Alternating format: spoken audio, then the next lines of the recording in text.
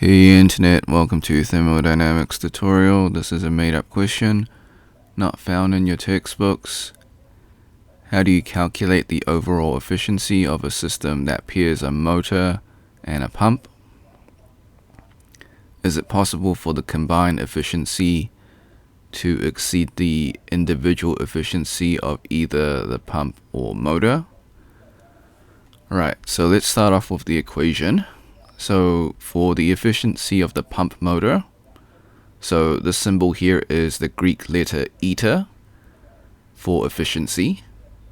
So we've got the change in mechanical energy, which is the final minus the initial. So the mechanical energy going out minus the mechanical energy going in, divided by the electrical energy going in. So that translates to the power of the pump divided by the power going in electrically. So that's the formula. Okay.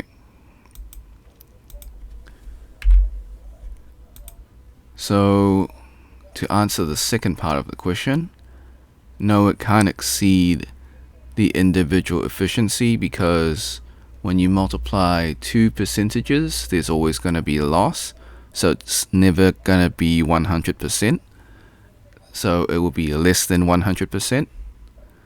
So we can go to the more wordy explanation.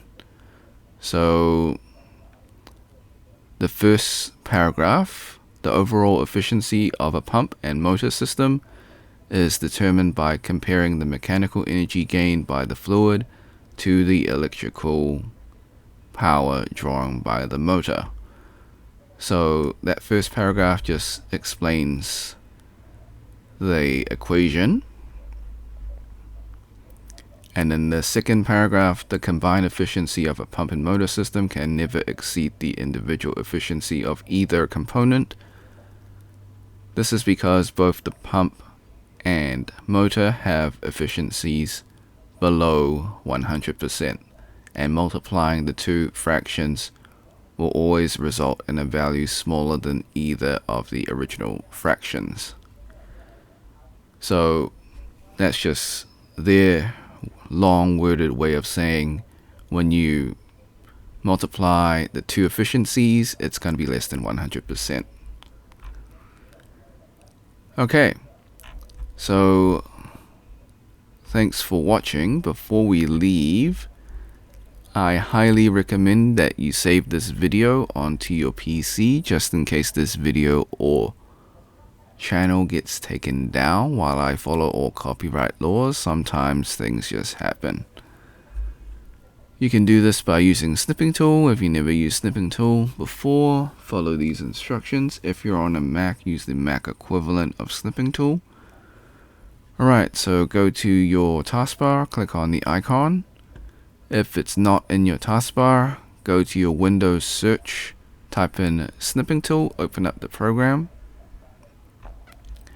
Once you have it open, click on the video option, click on New, left click and drag the rectangle to cover the YouTube screen. This is just an example. Hit the start button in Snipping Tool, wait for the countdown, hit the replay button on YouTube, let the video finish. Hit the red square in Snipping Tool to stop recording and then save your video. Thanks for watching. Hope you had a great day.